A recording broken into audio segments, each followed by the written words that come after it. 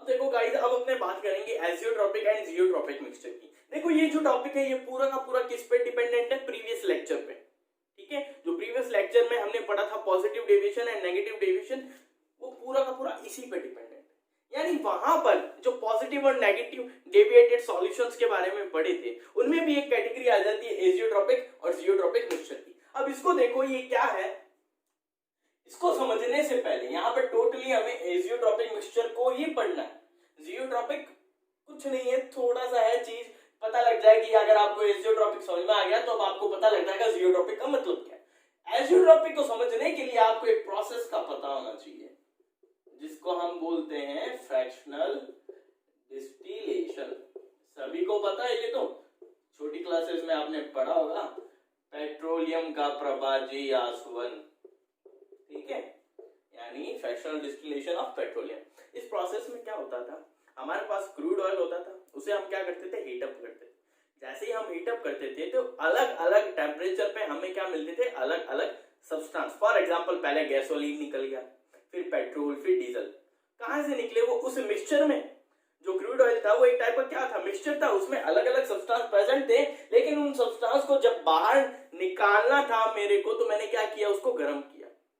तो उस सब्सटेंस, उस मिक्सचर, उस क्रूड ऑयल के अंदर क्या है, वो जो सब्सटेंस प्रेजेंट है उनका बॉइलिंग पॉइंट क्या है, अलग अलग। यानी फ्रैक्शनल डिस्टिलेशन किसी सब्सटेंस का कब होता है, जब बॉइलिंग पॉइंट में क्या हो, डिफरेंस हो।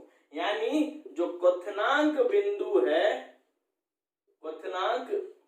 बिंदु है उसमें क्या हो, अंतर हो। ये पहली शर्त है फ्रैक्शनल डिस्टिलेशन के लिए। दूसरी शर्त समझना, ये तो सबको पता है, ये छोटी क्लासेस में आपको पता है, सबने पढ़ा है कि बॉइलिंग पॉइंट में डिफरेंस होगा जब किसी मिक्सचर के कंपोनेंट्स में, तभी उस सब्सटेंस का क्या होगा, फ्रैक्शनल डिस्टिलेशन होगा।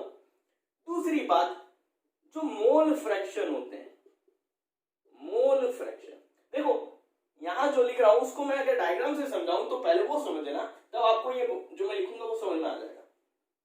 मान लो मेरे पास एक मिक्सचर है एपी टाइप का, इसमें सब्सटेंस ए है और सब्सटेंस बी है। ठीक है, सब्सटेंस ए और सब्सटेंस बी। मैंने इसको क्या किया, हीट अप किया। क्या किया, इसको ऊष्मा दी। जब मैं ऊष्मा दूंगा तो यहां पर सब्सटेंस ए की भी वेपर बनेगी और सब्सटेंस बी की भी क्या बनेगी, वेपर, यानी वाष्प बनेगी। ये बात समझते हो? अगर मैं ये बोलूं कि सब्सटेंस ए का इस लिक्विड में जो मोल फ्रैक्शन है, इस लिक्विड में जो मोल फ्रैक्शन है, वो इस सब्सटेंस ए का इस वेपर स्टेट में जो मोल फ्रैक्शन है, वेपर में भी तो क्या होगा, इसका कुछ भाग होगा। उसी तरह लिक्विड स्टेट में भी क्या होगा, सब्सटेंस ए का कुछ भाग होगा। यानी जो मोल फ्रैक्शन है, मोल फ्रैक्शन ऑफ एनी सब्सटेंस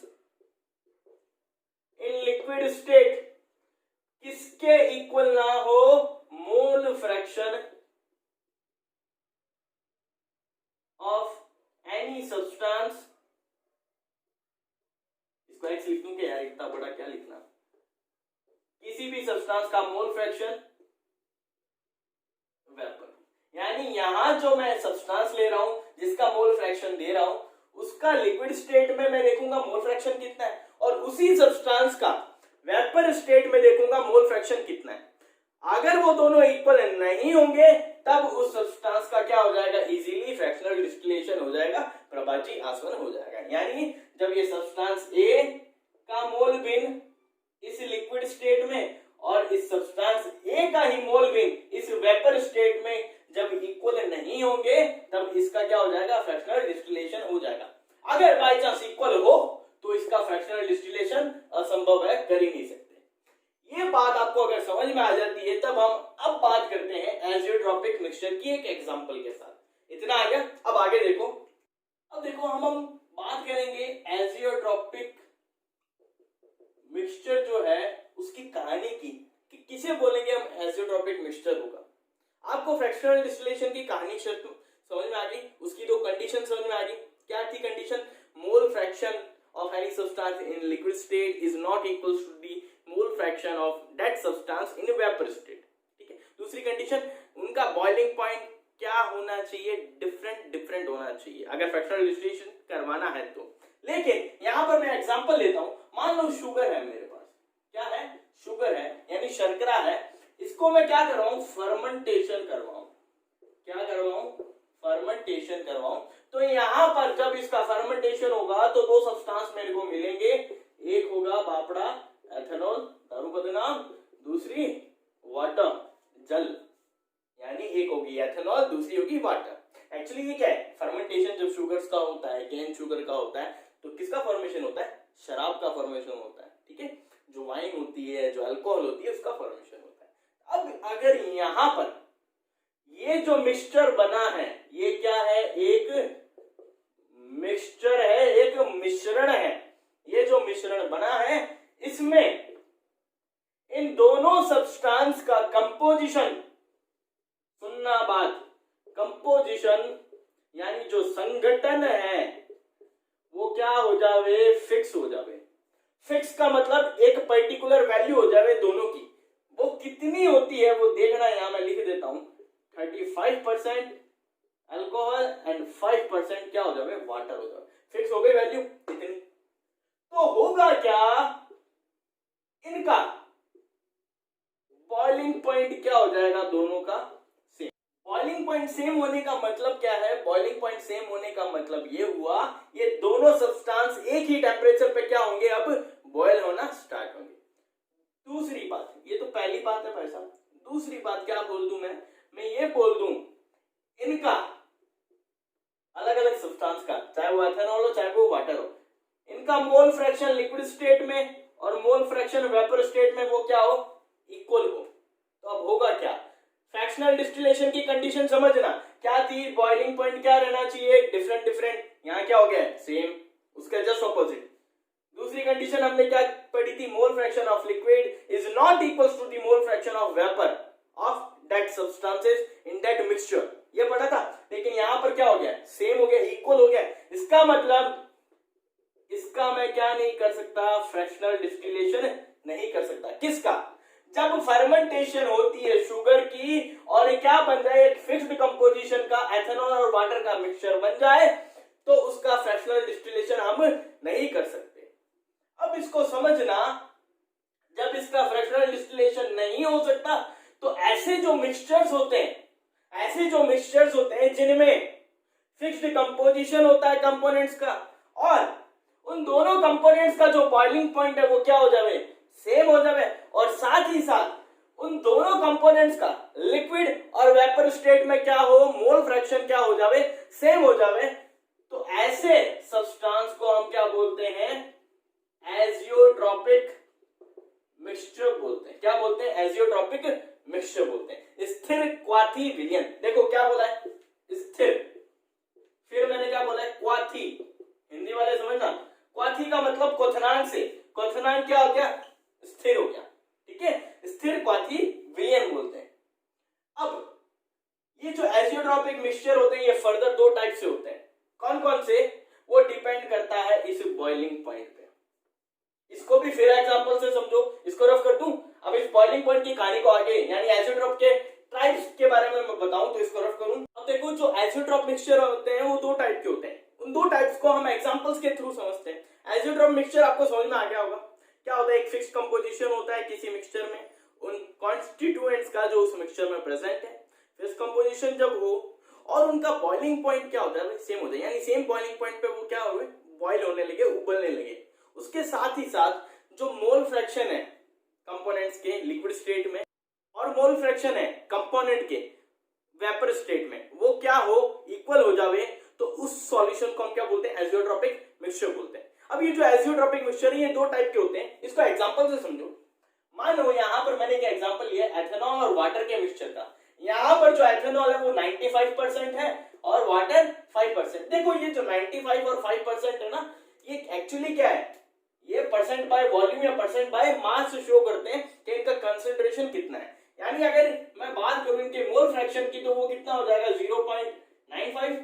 ये किसका होगा, यहाँ पर एथेनॉल का, और वाटर की बात करूं तो वो कितना हो जाएगा, 0.5, ठीक है। इसी तरह यहां पर बात करूं तो नाइट्रिक एसिड, नाइट्रिक को N बोल दूं, नाइट्रिक एसिड XN, वो कितना है 68, यानी 0.68 इसका मोल फ्रैक्शन और उसका वाटर का 0.32। ये एक्चुअली में क्या है, मोल फ्रैक्शन है जो कंसंट्रेशन बता रहे हैं। ठीक है, अब यहाँ पर सुनना, एथेनॉल का जो बॉइलिंग पॉइंट होता है प्योर स्टेट में वो कितना है 78.4 और वाटर का 100 डिग्री सेंटीग्रेड। इसको मैंने केल्विन में चेंज किया तो मेरे पास आया 351.4, ये 373। अब कहानी क्या है वो समझना।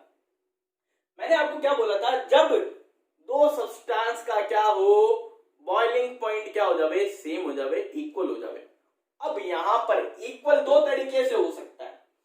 इस सब्सटेंस का जो बॉइलिंग पॉइंट है और इस सब्सटेंस का जो बॉइलिंग पॉइंट है, उन दोनों बॉइलिंग पॉइंट से जो अपना मिक्सचर का बॉइलिंग पॉइंट है वो या तो बढ़ जावे या घट जावे, या तो बढ़ जावे या घट जावे, या इंक्रीमेंट हो जाए या डिक्रीमेंट। अगर इंक्रीमेंट हो जावे, अगर इंक्रीमेंट होता है यानी बढ़ता है, तो मैं बोल सकता हूं मैक्सिमम हो गया यहाँ पर बॉइलिंग पॉइंट। तो ऐसे मिक्सचर्स को हम क्या बोलते हैं, maximum boiling point azeotropic mixture. क्या बोलते हैं, maximum boiling point azeotropic mixture. अगर डिक्रीज होता है तो उसको हम बोलते हैं minimum boiling point azeotropic mixture. अब इन दोनों को हम एग्जांपल से समझेंगे। तो ये देखो यहां पर क्या होता है, एथेनॉल और वाटर में जो बॉइलिंग पॉइंट है यहाँ 78.4, यहाँ पर 100। जब इसका मिक्सचर होगा, उस मिक्सचर का, इन दोनों का जो मिक्सचर होगा, उस मिक्सचर में जो मोल फ्रैक्शन है वो तो कितना होगा, एथेनॉल का इतना और वाटर का इतना। लेकिन इस मिक्सचर का बॉइलिंग पॉइंट क्या हो जाएगा, अब सेम हो जाएगा। क्या हो जाएगा, सेम, यानी सेम बॉइलिंग पॉइंट पे ये क्या होने लगेंगे, उबलने लगेंगे। इसका मतलब इनका बॉइलिंग पॉइंट क्या हो रहा है, कम हो रहा है, ज्यादा हो रहा है। तो वो देखो इनका बॉइलिंग पॉइंट जो हो जाता है मिक्सचर का, वो 78.2 डिग्री सेंटीग्रेड हो जाता है। यानी क्या हुआ, देखो एथेनॉल से भी क्या है, ये वैल्यू कम है और वाटर के बॉइलिंग पॉइंट से भी ये क्या वैल्यू कम है। तो यहाँ एक्चुअली क्या हुआ है, बॉइलिंग पॉइंट मिनिमाइज हुआ है। क्या हुआ है, मिनिमाइज हुआ है, यानी कम हुआ है। ठीक है, या मैं बोल सकता हूं न्यूनतम हुआ है। क्या बोलता हूं, न्यूनतम। इसलिए ऐसे मिक्सचर को हम बोलते हैं minimum boiling point azeotropic mixture. Hindi में बोलेंगे न्यूनतम क्वथनांकी स्थिर, भाई साहब क्या नाम है, स्थिर क्वाथी विलयन या मिश्रण, जो भी बोलना है। ठीक है, ये नाम ध्यान रखना। क्या हुआ है, इस पूरी कहानी को ध्यान रखना, क्योंकि इसी कहानी से मैं आपको अब ग्राफ में भी समझाऊंगा। अब इस कहानी को देख लो। अगर यहाँ ये जो बॉइलिंग पॉइंट दिख रहा है 83 नाइट्रिक एसिड का और 100 वाटर का, इन दोनों बॉइलिंग पॉइंट से जो मिक्सचर का बॉइलिंग पॉइंट है, जो मिश्रण का बॉइलिंग पॉइंट है, वो क्या हो जावे, बढ़ जावे। बढ़ता कितना है वो ध्यान रखना, 120.4 डिग्री सेंटीग्रेड। अब इसे केल्विन में चेंज करूं तो ऐड कर दो 273 इसमें, तो आया 0.3789, 393.4 केल्विन। कितना आया, 393.4 केल्विन। इतना हो जावे तो ये जो सॉल्यूशन होगा नाइट्रिक एसिड और वाटर का, इसको हम क्या बोलेंगे, maximum boiling point azeotropic mixture. वो लिख लेना पूरा, ठीक है, मैक्सिमम बॉइलिंग पॉइंट एजियोट्रोपिक। हिंदी में बोले अधिकतम क्वथनांकी स्थिर क्वाथी मिश्रण या सॉल्यूशन। आई बात समझे।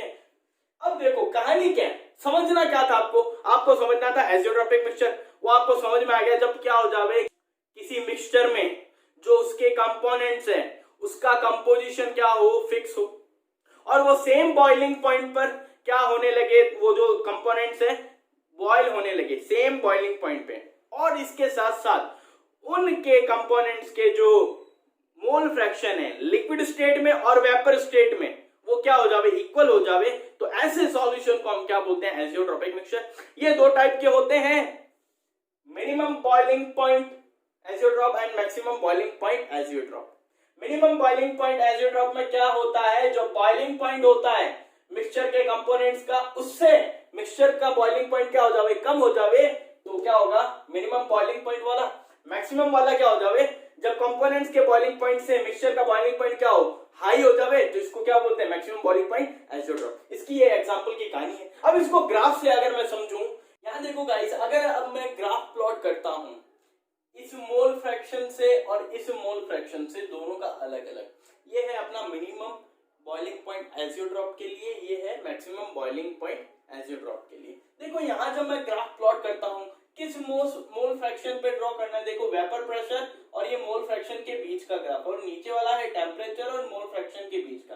पहले मैं ये वाला ड्रॉ करके आपको बताऊं, तो मोल फ्रैक्शन देखो कितना लेना है, एथेनॉल का है 95% यानी 0.95, तो इस मोल फ्रैक्शन पर वाटर के 0.5, यानी जब इस पॉइंट पर इनका मोल फ्रैक्शन क्या हो, मैं बोल सकता हूं कंपोजिशन क्या हो, फिक्स हो। तो इस पॉइंट पे जब मैं ग्राफ खींचूं इसका, तो ये मेरे को क्या शो करता है, कुछ पॉजिटिव डेविएशन शो करता है भाई साहब, ये ध्यान रखना। ये जो ग्राफ होता है क्या शो करता है, पॉजिटिव डेविएशन शो करता है। यहां पर इसने क्या शो किया, मैक्सिमम पॉजिटिव डेविएशन शो किया, इसलिए जो minimum boiling point azeotrope mixtures होते हैं उसका दूसरा नाम होता है मैक्सिमम पॉजिटिव डेविएटेड मिक्सचर्स। ध्यान रखना। इसी तरह अगर यहां पर इनका ड्रॉ करूं इस मोल फ्रैक्शन पर, तो देखो ये शो करते हैं भाई साहब नेगेटिव डेविएशन। क्या शो करते हैं, नेगेटिव डेविएशन इस पॉइंट पे, वो भी कौन सा, मैक्सिमम नेगेटिव डेविएशन। तो ये कुछ इस टाइप से जाएगा, ये कुछ इस टाइप से जाएगा ग्राफ, इसका गया पॉजिटिव डेविएशन में, इसका गया नेगेटिव डेविएशन में, इसको बोलते हैं मैक्सिमम पॉजिटिव डेविएटेड, यहां मैक्सिमम नेगेटिव डेविएशन हुआ है इसलिए इसको बोलते हैं मैक्सिमम नेगेटिव डेविएटेड मिक्सचर्स, यानी इसको बोलेंगे अधिकतम धनात्मक विचलित मिश्रण, इसको बोलेंगे अधिकतम ऋणात्मक विचलित मिश्रण। अब यहां पर इसी मोल फ्रैक्शन पे देखूं मैं किसका, टेम्परेचर और मोल फ्रैक्शन का ग्राफ। यहां पर मैंने लिखा है, ये है एथेनॉल के लिए, यहां भी एथेनॉल के लिए, ये वाटर के लिए, ये भी वाटर के लिए। यहां एथेनॉल के लिए मैं अगर टेम्परेचर देखूं तो क्या था, 78.4 डिग्री सेंटीग्रेड, डिग्री में ये था, केल्विन में आपको पता है यहां पर लिख लेना। अगर मैं वाटर का देखूं तो यहां कुछ इससे ऊपर होगा 78 से, तो वो होगा 100 डिग्री सेंटीग्रेड। अब यहां पर जब मैं ग्राफ प्लॉट करता हूं इस मोल फ्रैक्शन पे, तो क्या होगा, कुछ इस तरीके से जाएगा, ठीक है, ये कुछ इस तरीके से जाएगा। तो यहां पर हुआ क्या है, ये देखो 78 था, ये 100 था, लेकिन इन दोनों से जो बॉइलिंग पॉइंट ये दोनों हैं, इनसे भी क्या हो गया, मिक्सचर का बॉइलिंग पॉइंट कम हो गया। तो यहां पर कितना होता है, अभी पढ़ा है आपने 78.2 डिग्री सेंटीग्रेड, इसको केल्विन में चेंज करो तो 351.2 केल्विन, इतना हो गया है। तो ये ग्राफ हुआ मिनिमम बॉइलिंग पॉइंट एजियोट्रॉप्स का, ठीक है, ध्यान रखना ग्राफ भी। अगर यहां पर ग्राफ ड्रॉ करूं इसके लिए, तो देखो ये मोल फ्रैक्शन, इसी मोल फ्रैक्शन पे देख रहा है, ठीक है, टेम्परेचर कितना था यहां पर, अगर मैं देखूं बताऊं आपको 83 डिग्री सेंटीग्रेड, और 100 इससे ऊपर होगा, यहां कहीं ले लेता हूं 100 डिग्री सेंटीग्रेड। अब हुआ क्या है, इस टाइप के मिक्सचर में जो बॉइलिंग पॉइंट होता है, दोनों कंपोनेंट के बॉइलिंग पॉइंट से क्या हो जाता है, बढ़ जाता है, इंक्रीज होता है मिक्सचर का बॉइलिंग पॉइंट। तो यहां पर कंपोनेंट का 83, यहां पर वाटर के कंपोनेंट का 100, लेकिन मिक्सचर का क्या होगा, बढ़ेगा। बढ़ता कितना है वो ध्यान रखना, यहां पर ये क्या हो गया, बढ़ गया। ये जो बॉइलिंग पॉइंट है मिक्सचर का, ये होता है, यहां लिख रहा हूं मैं, शो कर रहा हूं 120.4 डिग्री सेंटीग्रेड। कितना होता है, 120.4 डिग्री सेंटीग्रेड। तो ये ग्राफ है मिनिमम बॉइलिंग पॉइंट एजियोट्रॉप